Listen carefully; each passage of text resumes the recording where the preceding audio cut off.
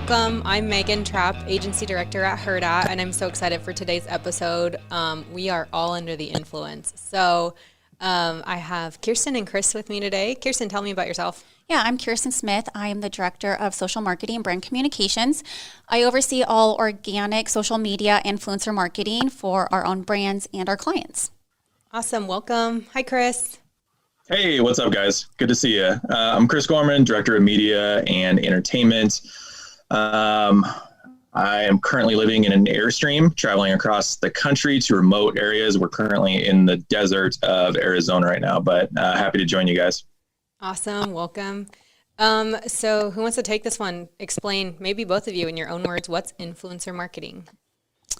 Yeah, I can jump in. Influencer marketing is opportunity for businesses to work with an individual that has possibly a large reach.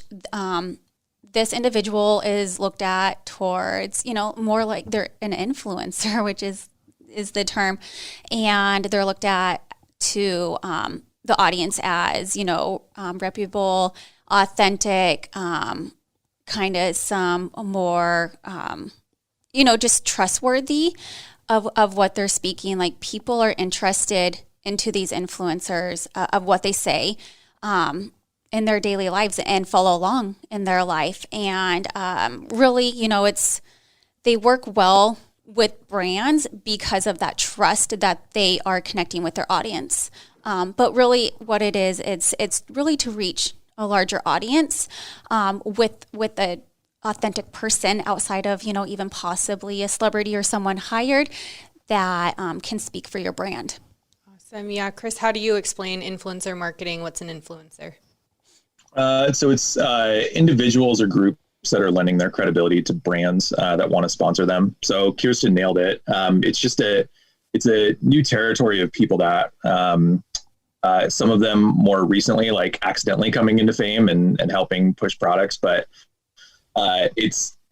there's a lot to be said for individuals helping you push your product that have a large reach, because usually that individual has spent years cultivating an audience that really trusts them. So when they're out there talking about your product, there's a lot of people that will be willing to trust them. I mean, I buy stuff off Instagram all the time.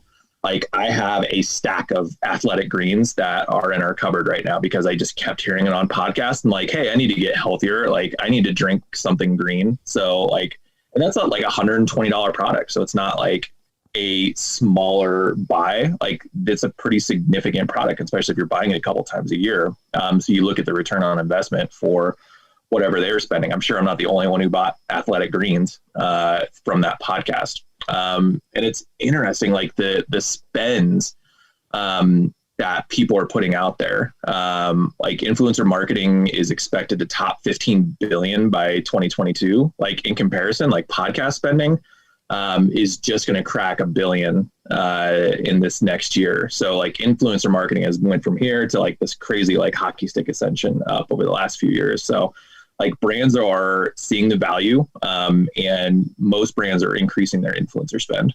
Yeah, definitely. So take us through what happened with influencers and where did we come from in 2020? How did COVID affect these influencers, and where are we going in 2021? How do you use influencer marketing in 2021? Yeah. So everybody was at home. Everybody was at home, and everybody became a podcaster, a like blogger, a TikTok star, an Instagram influencer, a photographer, like a baker. Like, everybody became like all these things that they didn't anticipate in 2020. And creator. Like the biggest like creator. The biggest like splash was definitely like TikTok last year. Like, it was right place, right time. It was maybe for like teens and younger generations, but like now, like, Kirsten, how much time do you spend on TikTok yesterday?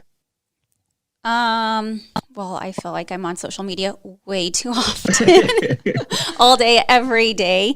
But I mean, I think the average time someone spends on social or one of the platforms in general is like 50 minutes a day. Yeah, it's a black hole. Yeah, you just get into it and you're sitting there and scrolling.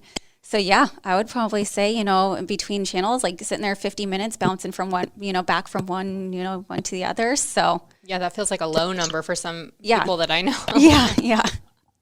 That's super low. Yeah. So, and TikTok has this like really crazy addictive, like trait about it, because you think about like Instagram stories, like most people don't watch Instagram stories with the sound on, like unless you're like really like, hey, I really want to see what this person has to say, or it's like a few slides long or whatever. Like TikTok doesn't make any sense if you don't have the sound on. Mm-hmm. So like you're carving out this weird time for it where you're like, all right, I'm alone. Like I have my like headphones in, or like I can have my sound on. So you're like, and you just keep going and going. And that algorithm is so good. It's funny because we manage a handful of TikTok accounts for different brands or individuals, or, like athletes or stars or whatever.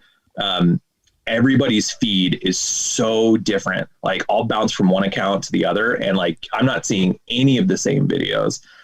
So TikTok really has this crazy algorithm that really knows you probably better than you know yourself. But this last year, there's a lot of people that came into fame and the influencer marketplace without really anticipating it or like really knowing what to do.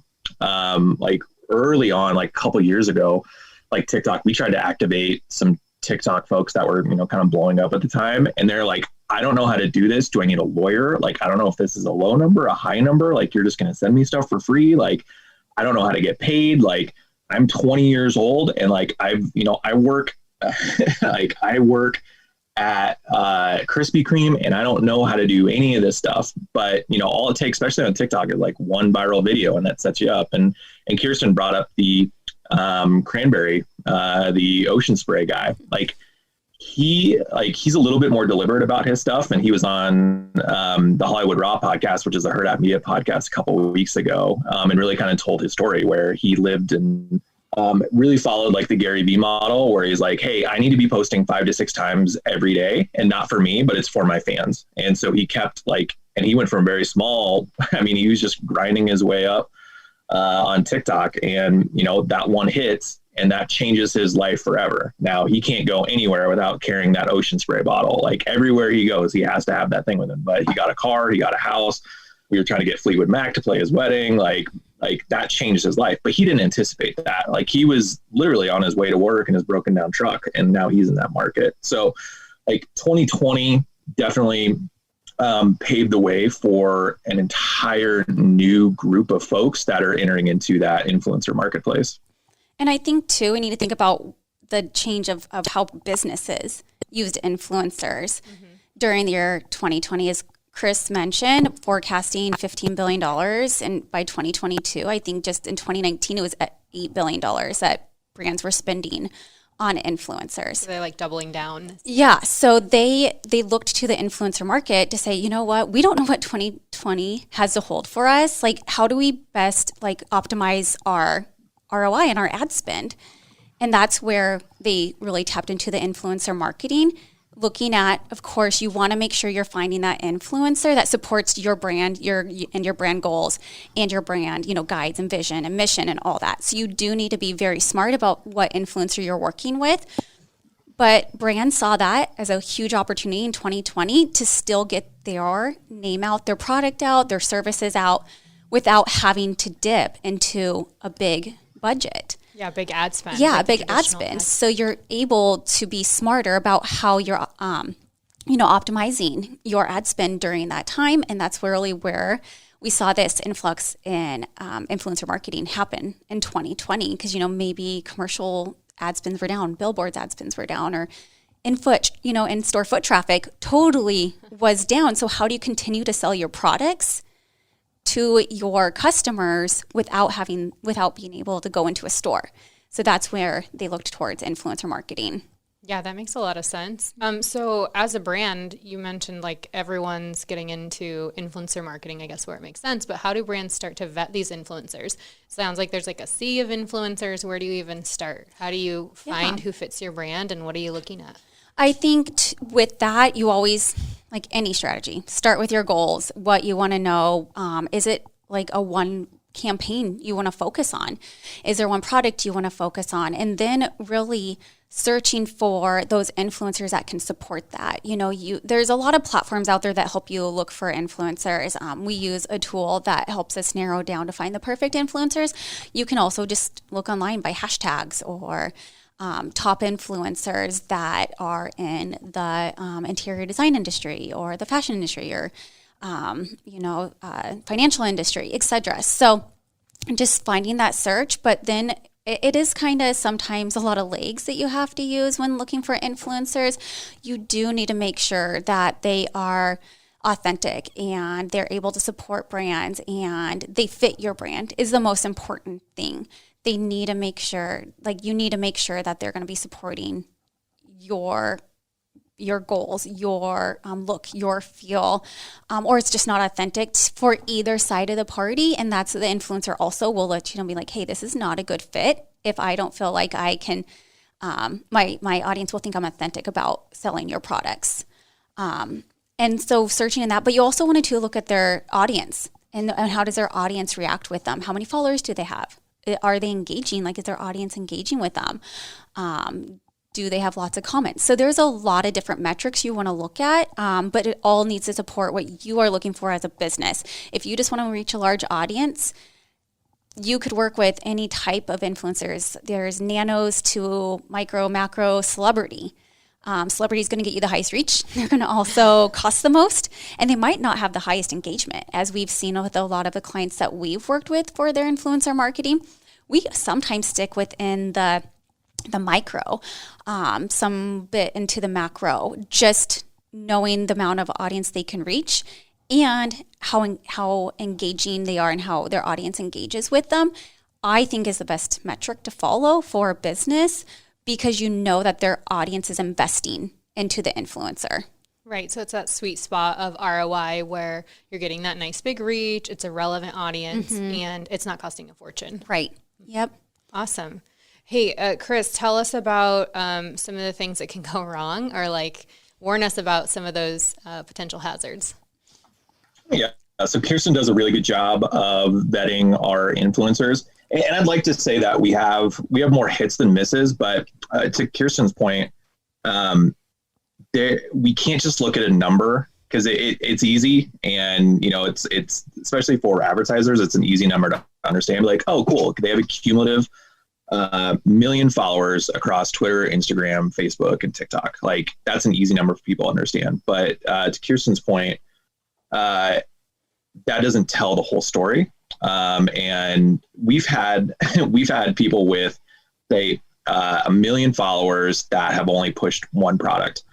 We have influencers that have, I don't know, I can't remember what it was, but 50 to 100,000 followers that made this 3-minute rap video for us. And it's the greatest piece of content that I've ever seen. And they were one of the more reasonable rates that we paid for influencer. And we got so much out of them because there are some influencers and taking a look at some of their older content should give you an idea of how they're going to perform. It's funny. I like to look when we're trying to activate influencers, they usually split into two camps. One, the reluctant influencer that's I don't know how to do this. I just built this channel. I loved traveling across the country in my school bus, and we thought you guys might want to come along, and we really don't know how to do this. And then there's the over-prepared influencer that's yep, here's my sales deck, here's my prices, here's examples that I've done, here's my resume, and here's people that you can contact. And again, the easy way is to be oh my gosh, this other person is so prepared and ready to go. But a lot of times I found that person, they have a system down and they are just churning these out for anybody. They're a gun for hire, and their audience is just getting fatigue of just being sold stuff every week. And it starts to feel less about why you first followed them and more about how many products they can shill. So when I'm looking at influencers, I like to find folks that don't have a ton of influencer opportunities or a little reluctant. There's one last year that we were chasing forever. And she just kept saying, she's hey, it's not the right time. I don't know if this is the right fit for me. I'm already maxed out. I have 2 products that I'm already pushing right now. And I really respected that. Somebody that kind of has those values and doesn't want to just be a gun for hire for anybody that has a couple bucks and wants to promote their product. And I mean, it works well for everybody too, if you can get those products aligned. Like if it, like there's sometimes where it's a stretch where like, oh man, this person would never use this product. It doesn't make any sense. And then there's sometimes where it's like, this is such a natural fit that you don't feel like you're being advertised to by that influencer. Like there's a lot of times where I'm like scrolling around, I'm like, and I have to go down in their hashtags and be like, is this a sponsored post or is like this person just like really into this product?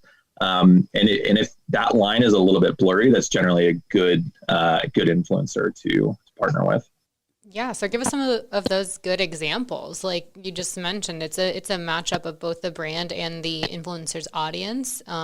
So what are some of those unique examples that you guys have seen or set up? Yeah, I think, what Chris kind of said about the influencer that maybe is just starting out, that's kind of like, I don't know what I'm doing. And kind of getting in early, which I've seen success on for a couple influencers that we worked with. One person that we have worked with, just not even a great YouTube following, and their YouTube is expected to now have like 100,000 subscribers over the next few months. And that was great because now he's looking at a future partnership with us and being like, you know what, you guys believed in me at the beginning. Now I have grown substantially and I want to continue to work with you.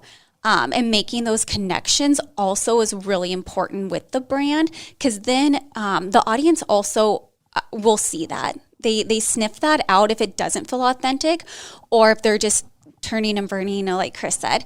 And then so I think like that example is sometimes getting in early with these influencers when you know that their content is really good. They just haven't hit their numbers yet, but it has happened with them. And we've had a couple of those great successes. I think, one other example is, I feel like Chris nailed it with the like authenticity of like just being able to say like, oh my gosh, is this a sponsored ad? Because I feel like, I don't know, or if they're just really into, and some of our clients that we have, it's kind of doesn't make sense. You're like, why would I have an influencer for this? There's one that's a storage unit. And they're like, okay, so like describe to me why there would be an influence for a storage unit. And then you talk about it, and you're like, oh wow, this is actually a perfect fit. Yes, I use storage. Yes, I need storage, So I think too, making sure they understand your brand and they believe in your brand too. That's where we've seen some successes at too. Awesome. Yeah. Chris, do you have any examples that come to mind? It's a little bit like playing roulette where you're just like placing your bets on like who's gonna deliver for me, like who's gonna be able to push this product, who's gonna be a great brand ambassador, which is a term that I really like. Like influencers like starting to get like a little bit of a weird like a weird connotation. But like I really like who's going to go out there and be a great ambassador for a brand. And like a really good success example is like early on, this is probably like three-ish years ago. And we just found this kid that was making great content on his own. And we saw his Instagram rise from 25,000 followers to 100,000 followers during the time that we were engaged with him. So trying to identify who is putting in the work and who's going to be able to be that brand ambassador for you. Because it's a lot of people like want to get, it's weird that like influencer is like a career choice now. Like, cause I go talk to like schools and like high schools and college students that are in marketing, and there's always a handful that say like, oh, I want to be an influencer. Mm-hmm. And it's just, it's fascinating. It's not like, oh, I want to be a musician who's recognized worldwide. I want to be a movie star. It's like, nope, I just want to influence people to buy these products that will get paid for. And the ones that we see doing really well are the ones that are like authentic. They have a cool story. They're doing something unique. And also like as going back to the pitfall thing, like one thing that we've noticed, and it's really lucky that we have a tool. We've seen a lot of fake followings before. We had an influencer that was pitching us a really high price for their content. And when we dove into their following, we found that only 2% of it was US based. Everything else was foreign countries. And this person had not done anything, not been on TV or movies anywhere else in any other country. So that's a pretty good indication that they have a fake following, or they've, click farm or bots or whatever. And again, why the numbers don't always tell the real story. If they have 1 million followers and you go look at some of the comments and like none of them make sense, this is great content. I love this. You were amazing. And you just go look at those people's profiles, two followers, is created a couple months ago, no photos of them. So trying to find out who those authentic people are, I think is always a plus. Yeah, definitely. Well, really great advice, you guys. I love it. Thank you so much for joining me today. And remember to like and subscribe our podcast. Thanks. Thanks, Megan. I've Heard That is a part of the Hurrdat Media Network. For more information, follow Hurrdat on Facebook, LinkedIn, Twitter, or Instagram, or visit hurrdatmarketing.com. A Hurrdat Media Production.